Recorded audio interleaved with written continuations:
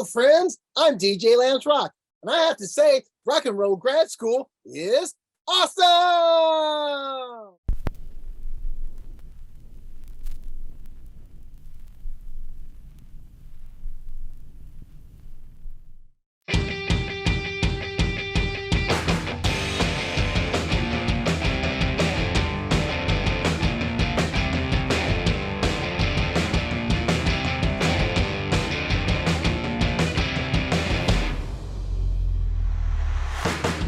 This is Rock and Roll Grad School with your hosts, Heidi Hedquist and Luke Poling.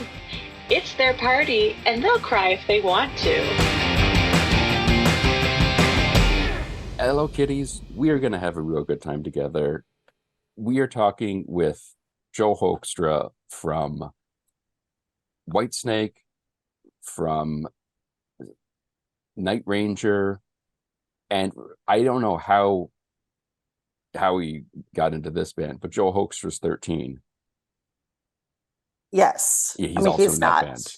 Right, but he's not 13 years old. He's not 13. He's not a progeny. No, he's an Prodigy. amazing guitar player. He is an amazing guitar player. Let's start with that. He's an outstanding musician. Yes. He has amazing hair. Great hair. Mm-hmm. And I think he's just a great example of a really talented person who works really hard, and the success that he found at saying yes to opportunities. I agree. And so you might have seen him play with the Trans-Siberian Orchestra or with Whitesnake or any of these other bands. Or Night Ranger. If all of that is not enough, he tours and does an acoustic show with Brandon Gibbs from Death City Angels, and much more casual, much more laid back show. Where he can hang out and talk. Yeah. And it's just a different, sweet. We talk about the difference in audiences between a theater gig, club gig, and a 10,000 seat arena. Stadium. Yeah. So Joel is lovely. Yeah, he's a really cool dude. And yeah, we are fans. So we have that. Let's see what else we got. Have you heard any more about the reschedule of your Bruce tickets? Not yet. No.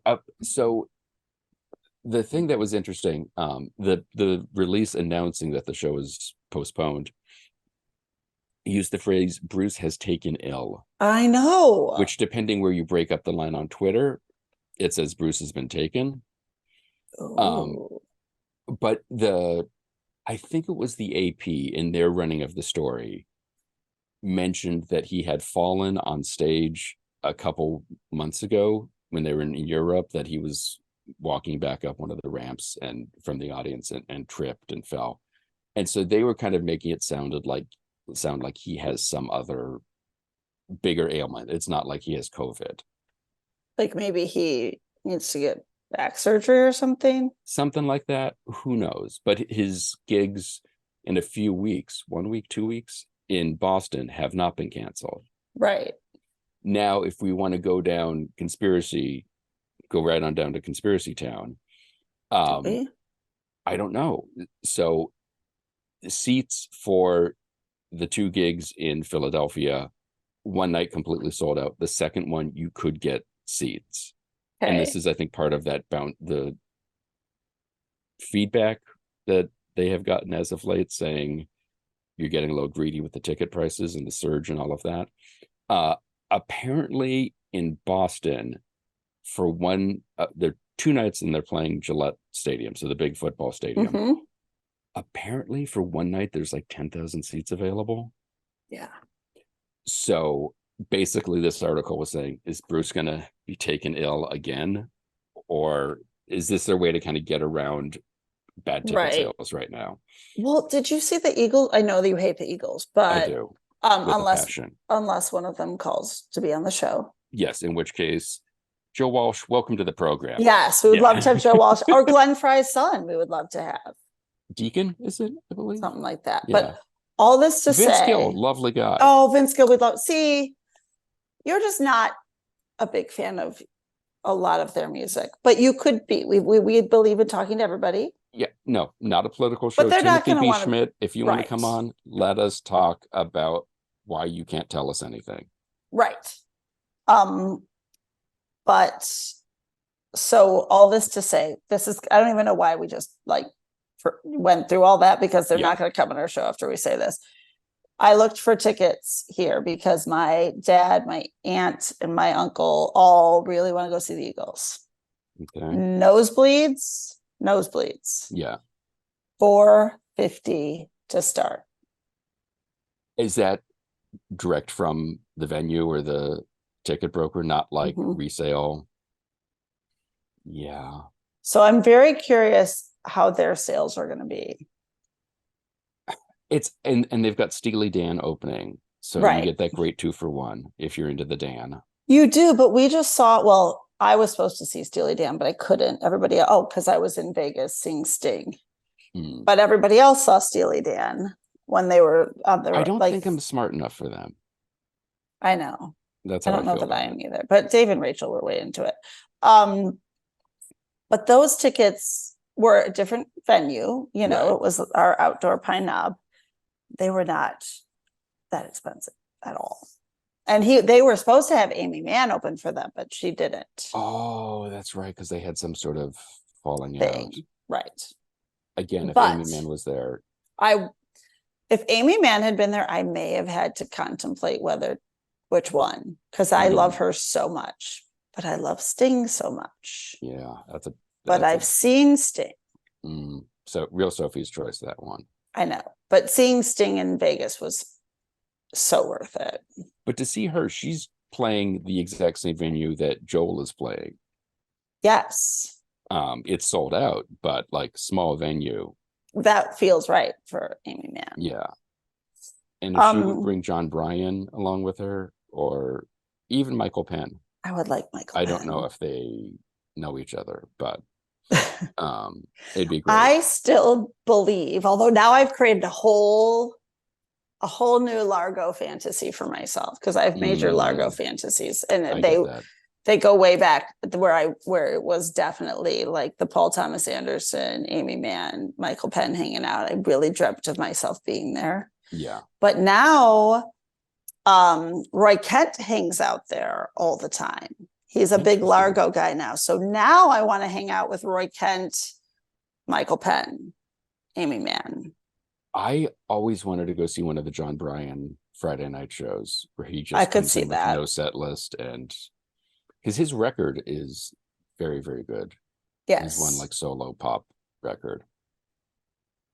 But no surprise given the folks he has hung out with. Exactly. But all this to say, I feel those $450 tickets for a nosebleed arena show, when the majority of your audience are, let's be fair, septuagenarians that maybe don't want to climb to the top of an arena. Yeah, it just comes down to, it's fascinating. So in 2004, when I saw Paul McCartney for the first time, I was very on the fence about paying $100 for my ticket. Were you? I was. It was like, it was a lot to shell out at that time. But I'm like, dude's a Beatle. I was in the balcony, but it was like second row of the balcony on the side of the stage, right by where his piano was. So we were close. Yes. There's some acts and some where I'm just like, if I can get in the room, I will be happy. I agree.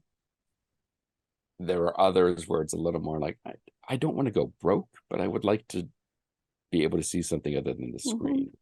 I agree on that too. There are some that money's no object. And there's some that as soon as they hit the stage, you're like, I get this. This was exactly. I think we discussed the U2 of it. Yes. All. And there's video, I didn't listen to it, but I saw of Bono and the Edge in the Sphere. Really? Yeah. Which I'm very intrigued by. I really want to go.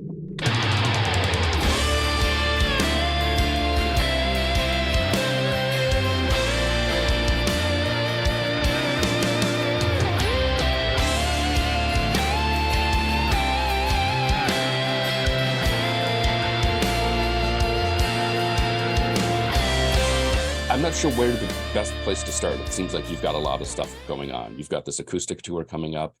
I guess to start with that, when did you start doing these shows acoustically? Because it seems so out of the rest of your body of work. Yeah, so Brandon and I met on the Monsters of Rock cruise. I think it was probably 2015 or 2016. And he asked me if I'd ever want to do acoustic shows with him. Sometimes he likes to have another guitarist. And I was like, yeah, sure. So we started doing it as schedule fillers, essentially, like between Whitesnake or TSO or Share or whatever. For me, it was like, hey, I've got a little 2-3 week window in there. Do you want to do some shows? And that's how it started out, and it's really grown a lot. I mean, the shows were really small when we started, and we're starting to draw crowds at them. They've got a little bit of a buzz going on, and we've begun to take it overseas. We did the UK earlier this year for a couple weeks. We did a UK tour, and we're doing Europe in October for 2.5 weeks, and the US shows have really grown in size in terms of the crowds and everything. So it's cool. I mean, it's like something that you never see coming as being like a real thing, but it like is turning into one. So it's exciting. It's fun to watch. Yeah, and one gets the impression just in that answer, you would rather be on stage than off.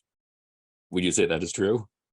I mean, it has more to do with actually being busy musically, for several reasons. I mean, obviously, like, it keeps me happier mentally, like having a task, having something that I'm working towards, and it helps me improve as a musician, or at least at the very least, stay on top of what I do. I've always been one of those musicians that's wanted to improve in the real world more than like spending all day trying to make a reel for Instagram or something like that, trying to get 20 seconds of me shredding, etc. So, no knock on the people that do that. I'm an old school rocker. I've been in this for a while. So, the way I look at it is the more I do these things, the better I get as a musician. And that's still something I'm interested in doing. So I'm way better off. I mean, you do what you do, right? So, yeah, I have a good time, and a lot of that too is Brandon's a really good guy. He's really easy to work with. He's talented, very friendly guy. We get on great, and these acoustic shows, it's just the two of us. There's no crew, there's no band, so it's basically like very self-sufficient. You show up, and what I also really like about it is that the people that gravitate towards these shows are usually the diehards. So let's say I'm playing with Trans-Siberian and there's 10,000 people in the crowd. Not all of those people know like my name or who I am. They might just say that blonde-haired guitarist or whatever. It's not looking so blonde these days. Blonde hair, outstanding, super talented guitarist. Right. You gotta make sure that's where they're going. But you know what I mean. The point being is that a lot of people don't necessarily follow everything else I'm doing. So the people that really care and do know who you are at those TSO shows, it gives you an opportunity to actually interact with them. And the same goes for Whitesnake. There's like people that follow it more intensely than others. So the people that gravitate towards these are those people, and it gives us a chance to actually like hang out with them. When you play a show like this, it's intimate, as people always say. That's like the go-to phrase for it for a small show, but it is what it is. They're smaller shows. But there's nothing wrong with that. I think it's really cool to balance that out with big shows. It's like I said, it gives you an opportunity to connect with the people that are actually really supporting you, as opposed to the 10,000 person show. You're only going to get like 10 seconds with them, if that. To say hi and thanks and all that. This gives you an opportunity to actually like kind of hang out with them a bit. Which is amazing for the fan. Oh, go ahead. No, I was going to say, I feel like it's also, to your point of I want to stay busy and want to keep challenging myself. Performing for 10,000 people is a much different ask than performing for a smaller venue, a club, a theater. Like there's just different skills involved as a performer and as a musician. Things you have to do to keep everyone involved. Yeah, I mean, I think that like that level of intimacy even goes to the stage, because people are seeing you play really close up. They don't have to worry about like, we were in the balcony or whatever and you were this big.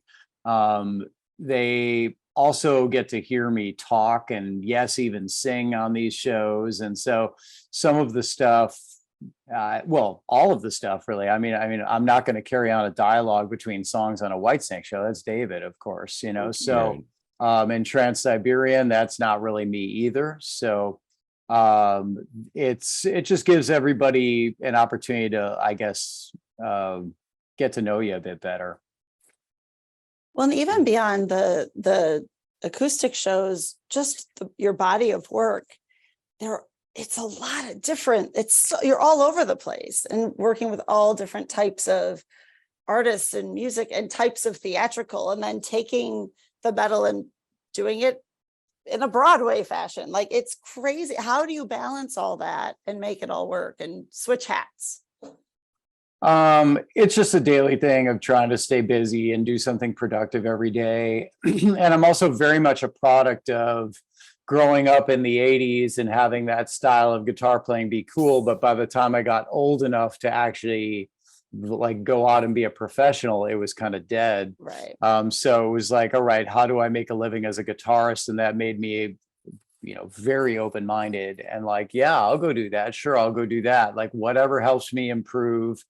Yeah, but I will say that even during the 80s, that was a cool era to grow up in, because guitarists, it was very cool to be open-minded as far as other guitar styles. Like, I wasn't just listening to, like, you know, the metal bands in the 80s, listening to Whitesnake and Dokken and Dio or whatever. You know, I was listening to Al Di Meola, and I was listening to Pat Metheny, and I was listening to classical guitarists, John Williams and Andre Segovia, and you know, Christopher Parkening. All that stuff was cool to do in that guitar era. You know, that was a great era to grow up in as a guitarist, because it was highly competitive. I mean, there was such an amazing amount of proficiency happening on every level, like every genre.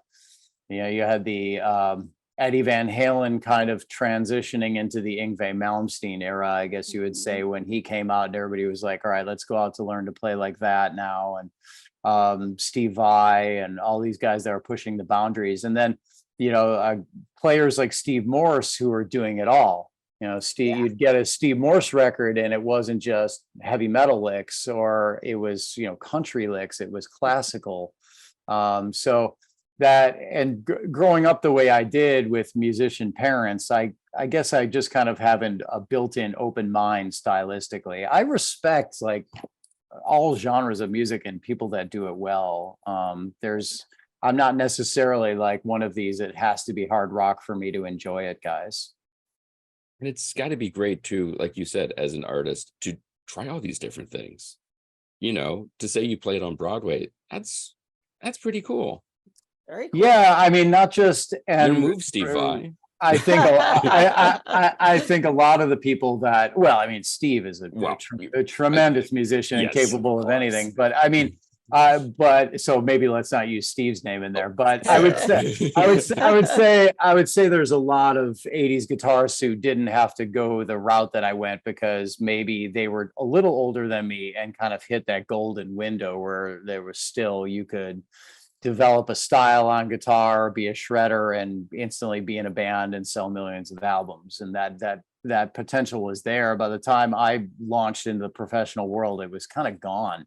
It was the grunge thing had solidly taken over, and that's just fine. It's one of the best things that ever happened to me, actually, you know. But yeah, my path is, I say it often, it's completely different than everybody else in the 80s scene. Like everything that I've been through, from, you know, obviously studying classical and studying jazz, and, you know, even as a young man, like playing in wedding bands, and like, you know, eventually playing in the oldies scene with like Big Brother and the Holding Company and the Turtles, and the way I got Rock of Ages, which most people know of my theater thing with that. But I mean, I was subbing for my friend here on actual pit gigs. So getting the 300 pages of music and like sitting in the pit where nobody even saw you, and playing that type of stuff. So I've got a really varied a history in terms of what I've done. I played in a hip hop group. I've played in an acid jazz band, and there's all kinds of things that I did that I guess most people wouldn't necessarily say, oh, guitarist in Whitesnake, I bet he just learned to play like that and had his long hair his whole life. And it's like, no, I like went through so many different phases to kind of,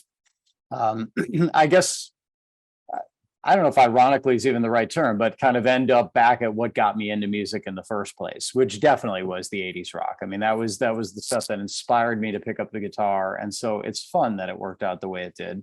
That the initial love is kind of where I found success. Well, and it's back, you know, that's the other thing. Like I grew up with the same era, and to have the metal sort of fade out and grunge and everybody come in, but now it's so cool again, you know, everybody loves it, not just for the nostalgia of it, the appreciation is there, and it's full circle in that realm too, which I think is just amazing. To be able to ride that wave is awesome. I think that, you know, getting into Night Ranger for me happened during what I would call that resurgence of that period where it became cool again. Like the 80s stuff became cool.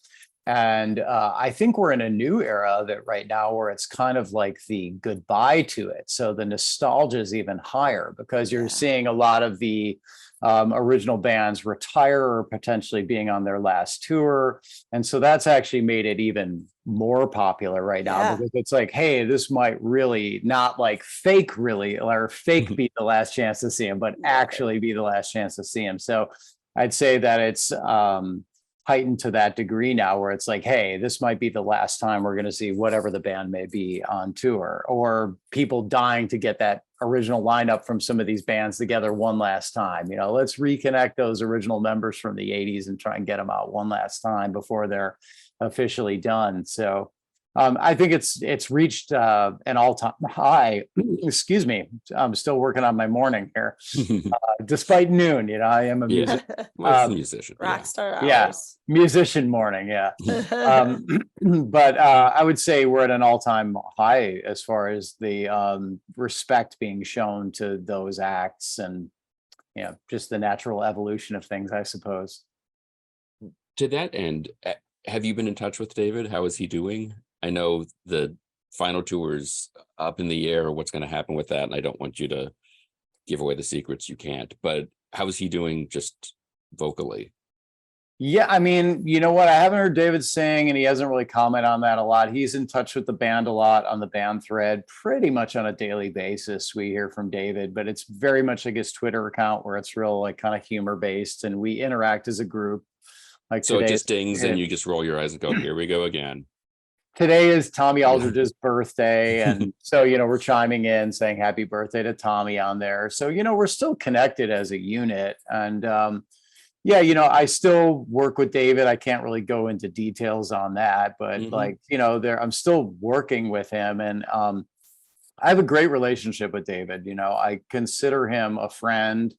Above and beyond the business aspect of Whitesnake. And I think that's really just born out of gratitude for the time spent and what we've done in my time in the band, which is now astoundingly coming, I guess it's like 9 years already. So time flies, you know, but he's just a great guy. And he's, you know, he's somebody that I would like to, I consider him a friend above and beyond. Like my relationship with him isn't solely based on, hey, you want to get back out on tour, right? Or I'm going to try and convince you to tour. I sort of leave that all in David's world and say, no matter what you do, I'm your friend, and, you know, just offer kind of unconditional support. He's earned the right to do whatever he wants to do with Whitesnake moving forward. You know, I mean, I've been a tiny part of the band's history, so you know, who am I to comment on such a thing? So he's a great guy. You know, I don't know if people fully grasp like how fun he is and what a cool guy he is. I've never really run across a boss who's as supportive of their players. I mean, all you have to do is go to his Twitter account to see that he's always tweeting out pictures of all of us. And you know, he has a genuine affection for everybody that's been in the band and everybody that's been in the various lineups over the years. And he's just a great guy. When you look back, because you said your time in Whitesnake, you know, compared to the history of the band is minuscule. I mean, 9 years, but anyway.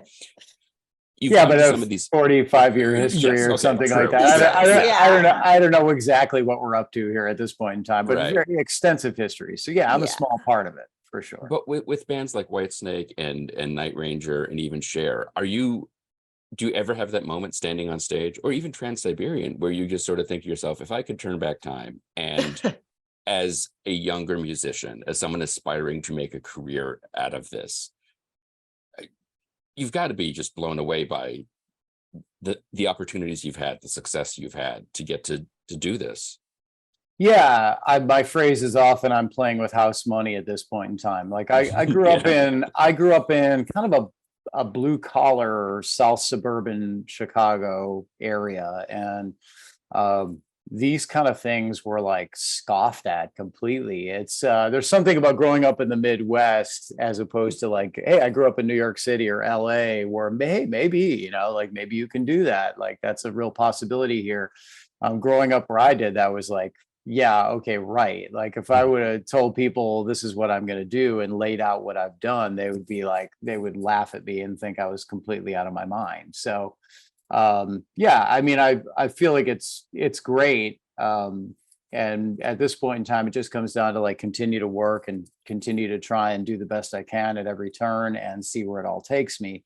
But staying open-minded all the time, you know, like whatever idea or opportunity comes my way, to try and do my best at it and have an open mind, because there are things that work out that you can't foresee. And I encourage young musicians to be that way as well, because sometimes things work out differently than you expected, but in a way like cooler, like, you know, so the prime examples being like Rock of Ages on Broadway, or Cher, you know, when I say often in interviews, when I was 11 playing Tony Iommi riffs, I wasn't saying to myself, someday I'm going to be on Broadway, man, you know, someday, you know.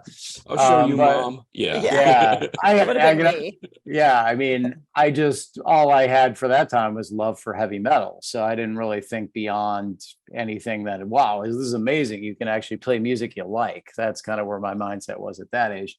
So, but to have the opportunities I've had, especially things like that, like, actually, you know, I'm grateful for every step of the way. There's so many things like, you know, that oldies era that kind of preceded joining Night Ranger. Like I was playing in a theater piece about Janis Joplin, and I was like playing 60s style music, and then subsequently gigging with Big Brother and the Holding Company, like going on the road with those guys, and then the Turtles, you know, playing Happy Together and stuff like that. That's stuff that like people don't necessarily expect from a guitarist in Whitesnake. And I think it's, you know, it just goes to show that everybody's got their own story to write, and things work out differently for all of us. The one common thread you usually find up in the people that have arrived at some kind of point is they put in a lot of hard work to get there, you know. So I think that time spent and just I guess determination in its own way, although I remained happy throughout. There was never any moments where it was like, I think a part of it for me was like helpful to have that Midwestern naivete about it all, because I was like super excited about every step of the way. Like, you know, I can vividly remember being excited that my band was going to travel out of state to play gigs and things like that. Like, wow, we're branching out of Illinois. And things like that, like I meant something to me, where most people were probably looking at me like, when is this dude going to pack it in and call it quits? Like it's not working out for him, you know?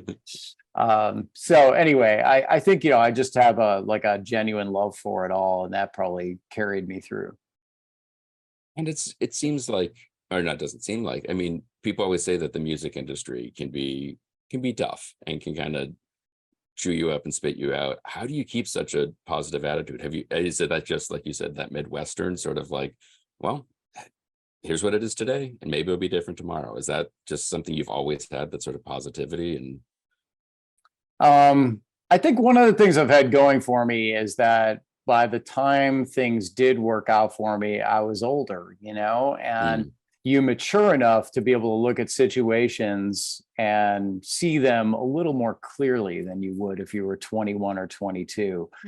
So I kind of recognize the fact that at every turn, you've kind of got two choices. You could look at things negatively or you could look at things positively on a gig. There's always, I don't care what you do, man. I've seen people, not gonna name names, but be able to complain about the things that I think are like, are you kidding me? This is amazing. Like what we're doing here. And so, you just try and look at what are the positive elements of what I'm doing and focus on that and not let yourself go to this would be the downside to that. Cause you can obviously sit in that and that tends to just veer you off down that path. And it's not really going to be beneficial. You're better off to just look at the upshoot of everything you're doing and try to ride that. And obviously not disingenuously. Like that doesn't mean you create like a false narrative in your head. Like, hey, I'm actually unhappy, but I'm going to make myself happy. It's like I look at it like that happiness is always there. It's just whether you choose to acknowledge it or not. Like, this is what's really cool about this. And this is maybe what's not as cool, but like, which one am I going to focus on? That just sounds like a dream. I mean, I would say that, it is. It's always, when you live it day to day, the music industry, it's less glamorous than it is about like the hard work of it. Oh, sure. So yeah, it's funny because I think some people consider like people that have maybe had that dream of music when they were younger, but they took their business job or whatever, their safer option in life. And then they look back and go, I should have given that a go, and that, I think they view that as like, I wouldn't have had to be doing this, like this work every day. And it's like, no, you would have, there would have been no escape from the work. Right. Like, I think if anything, you have to actually work harder in music to really make it happen. Because I believe that. Yeah, I think that there's lots of situations where you're doing so where you're not financially compensated. So, and that can be a struggle for people. You have to look at those moments like, well, that's an investment in what's going to happen. Everything I have was born out of some moment where I did work for like money that would be like, are you kidding me? Like that made no sense at all for you to be doing that. So Rock of Ages would be a prime example. When I did sub on pit stuff for my friend JJ here in town, that was the kind of thing you learn 300 pages of music, and it's a lot of work. You got to work like 5-6 hours a day to get that together for weeks on end. And you might get in to like sub on a show that would pay you like $250 or something like that. Right. So, and it would be like, and then you'd have to stay on top of it because you might get called in 2-3 weeks to do it again. And so, yeah, if you factored that out, you're probably like, hey, I was making like 10 cents an hour. Right. The amount of work you put in. And, likewise with getting Night Ranger, that was really born out of playing with Jim Peter Expand. And not that Jim didn't pay well by the gig, but by the time you'd learned 36 songs or something to go play, I was in the house band for his world stage concerts, which would happen kind of once a year. Jim was from Survivor and Ides of March. I don't know if you guys know Jim, but great songwriter, great guy, and really gave me my start. I wouldn't have Night Ranger and that without having done those world stage gigs. Kelly was one of the people that would come out. So we'd have the guests, Kelly Kagi, Night Ranger's drummer. And so that was really my into getting an opportunity to play with Night Ranger, or at least an audition with them, which was a gig essentially. They were like, come do this gig with us. We need a guitarist. And so all those things, but prepping for those world stage gigs, that was a lot of work, I was at that time doing Love Janis 8 shows a week, and I'd get home and I'd run 36 songs down, and I'd do that for like weeks on end before the show would happen. And just so I could go in and know everything like the back of my hand. And so a lot of work goes into that. And if you look at like what that was probably by hour, it was probably extremely depressing as well. So, you do that, and that goes all the way down to, making my albums these days, when I'm making this, I'm like, basically all the money goes to everybody else. The money I get from the label goes to paying everybody to do it. And Meanwhile, I'm writing the riffs and the lyrics and the vocal melodies. I have to record scratch guitars to get the ball rolling. I have to sing the scratch vocals for the vocalist, sing basically the whole album. So a tremendous amount of work goes into making those. And by the time I'm done, I'm like, all right, I didn't make any money, you know, like Yeah. but you know, I look at that like it's an investment in my future. And more importantly with those, it's like an artistic statement that hopefully adds to, I guess, your life story in the end. So you're more than a guy who had some cool gigs. Yeah. Makes So, total sense. like you said, what are you up to now? Was that a 13 CD that you held up?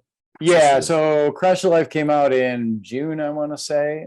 So that, yeah, I encourage everybody to check it out. I'll give you there's the screen, there's the There we go. screen, there's the thumbnail for Perfect. the Yeah, interview. exactly. Perfect.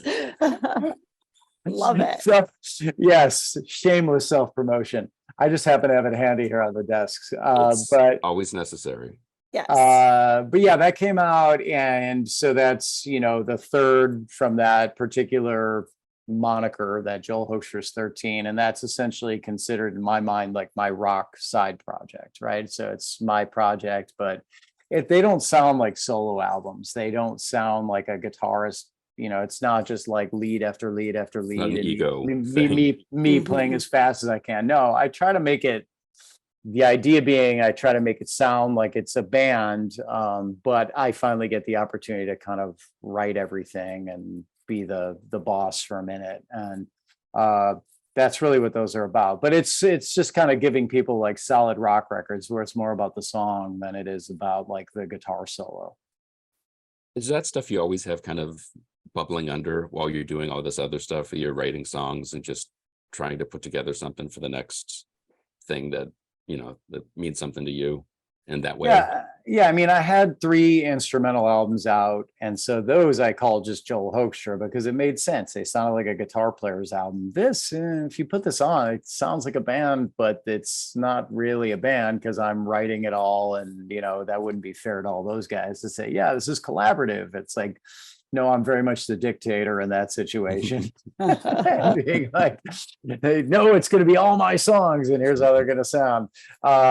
So anyway, yeah, I thought it was kind of, for me, it was important to give it somewhat of a different moniker, that those albums stood out as different from solo albums. But yeah, I mean, sure, I like to write, and I think it's definitely part of my story as like still being an artist, not necessarily being a sideman or, you know, whatever term people want to throw on you. You know, I just call it musician at the end of the day. Like, I think, you know, being a good musician, I think is, you have to be good at all of that. You know, you need to be able to respect other people's visions and try and make that come true and work well with others. And you also need to still maintain like your creativity and your ability to make your own music and make your own statements. So I think all of that goes into being a musician. I think that very much speaks to that idea of this being a lifelong pursuit. It's not well, I've learned this, now I can just go play. That this is something you're constantly trying to challenge yourself and get better at. Yeah, listen, playing a variety of music definitely improves you more than playing the same set for 9 months straight or something like that. I mean, that's great every once in a while to fall into that and go, hey, my brain gets to relax. But, you know, this year already, I've cut the follow-up record to Revolution Saints. That's album number 2. And I've cut wrote the riffs for the second Iconic album with another project. Basically finished up this Joel Hoekstra's 13 and turned that in. And then, of course, gigging with Broadway's Rock of Ages band. We still go off and do gigs. So I have that set that I have to have together, the set with Brandon Gibbs. You know, I've had other various sessions and things like that. And so playing that kind of variety material, plus I teach virtually, and I teach 25 students a week. So, and counseling at Rock and Roll Fantasy Camp is another one. That's always one where you have to learn the songs that you're going to get your band to know. Plus, as a counselor, you have to put on a little concert, so get the songs together to play with them, and all that stuff kind of keeps you actively learning and working on material. And I think that's really important. Plus, of course, I'm going to have Trans-Siberian Orchestra coming up in November, December. So, that's always a lot of material to get back down under your fingers. And it's just better for you as a player to go get to the end of the year and go, gosh, I've played a few hundred songs here. It just keeps your brain sharp and keeps your skills sharp.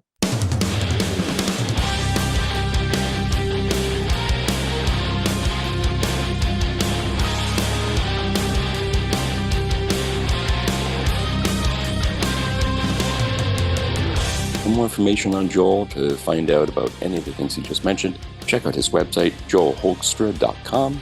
He's also on Facebook, where he is at facebook.com/joelhoekstra13. And also, of course, he's on Instagram at joelhoekstra13. You can check us out on all the various socials. Be sure to visit our website at rockandrollgradschool.com. And don't forget to leave us a review. Today's show is produced by myself and Heidi Hedquist.